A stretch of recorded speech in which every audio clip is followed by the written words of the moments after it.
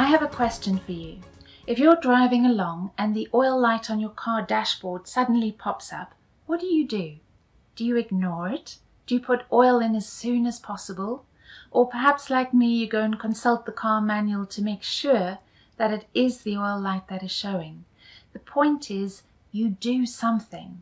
Because if you keep ignoring that light, your car engine may overheat and your engine could even become permanently damaged. Our emotions are a lot like the lights on our car dashboard. They are the brain's way of signaling to you how life is going. And just like we can't ignore the lights on the car dashboard, so we cannot ignore our emotions without there being some consequences. If you've experienced meltdowns or shutdowns, then keep listening, because in the next few minutes I'm going to unpack what's going on and what is a key way that you can go about processing your emotions so that these events happen less frequently. I'm Linda Phillips, founder of Autism Route Map, and I help people who want to improve their communication, people skills, and emotional well-being. I help you to gain clarity by identifying the blind spots that are stopping you from reaching your potential. And together we build the skills that you need to live your best life. Now, as I said, emotions are signals from the brain to let you know how things are going. So if you're experiencing feelings of happiness and contentment and joy, this is the brain's green light to you. Continue as you are. No need to do anything. But if you're experiencing feelings like frustration, irritation, anger, annoyance, upset, then this is the brain's way of saying to you, take action. Something needs to be done. Now, when it comes to emotional processing, most of us have no difficulty recognizing when we are feeling very strong emotions. So you know you are angry when you are feeling very angry. But what we are less good at is picking up on the softer versions of those emotions. So we may have much more difficulty knowing when we are a little anxious or a little worried or a little concerned or a bit frustrated. And it's much easier for us, therefore, to ignore those emotions. And this is particularly the case for autistic people. So if emotions were colors, we would have no difficulty seeing navy blue and dark red, but we may have more difficulty seeing pastel shades. And logically it follows that if you're not even aware of your emotions, then it's going to be very hard to do anything about them. And life is busy, lots is happening during the day, so it's very easy for us to push our emotions to one side and not address them and just keep going on through the day as though nothing is happening. But the result of that is that we can become very depleted emotionally without even realizing it.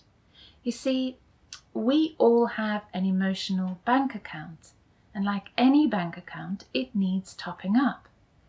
But unlike our financial bank accounts, we don't get bank statements showing the deposits and the withdrawals. So we're not necessarily aware of when we are being filled up and when we are being depleted. So we need to develop our awareness around those things that fill us up and the things that deplete us. Now, when it comes to filling our emotional bank accounts, most of us think of things like going away on holiday or going to see your favorite show, the big things. And while these things can be amazing in terms of their ability to fill us emotionally, our well-being is not built on occasional positive events. Our emotional well-being depends on regular deposits into our emotional bank accounts. And these are the small things that we do every day, the daily habits that we create. So these could be things like that early morning cup of coffee, watching the sunrise, listening to music, doing some exercise, stroking the dog or the cat, reading a good book. These are the things that fill us emotionally. And because we differ from person to person, it's helpful to start to tune in and become aware of what it is that fills you up emotionally. We need these deposits because we have to balance them against all the withdrawals that are taking place in the day as well. So the withdrawals come in the form of arguments, criticism, a snarky comment from somebody in your family, a demanding email from your boss. If you have sensory sensitivities, it could be being exposed to a lot of noise or wearing very uncomfortable clothing. And if we're not tuned into these things, it's easy for us to get to the place where we become completely drained and depleted.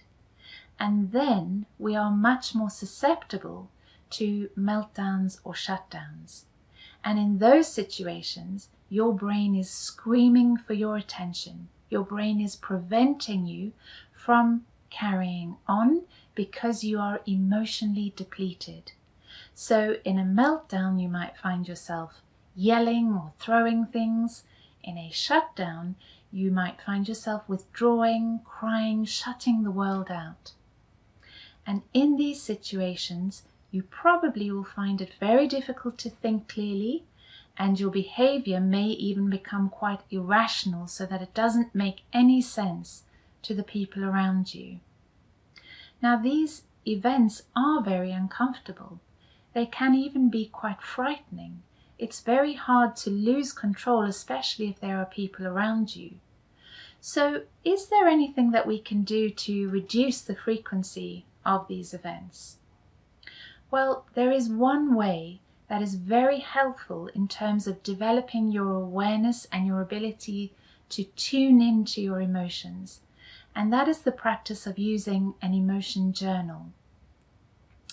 You want to document when meltdowns and shutdowns happen, because you may be surprised to discover that they are more frequent than you realized, or perhaps they don't occur as often as you thought.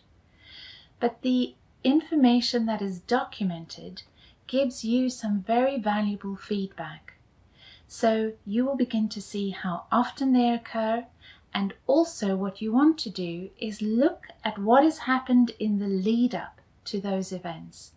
So not just in the few minutes before or the few hours, but also the days or perhaps even the weeks before, because your account gets drained slowly.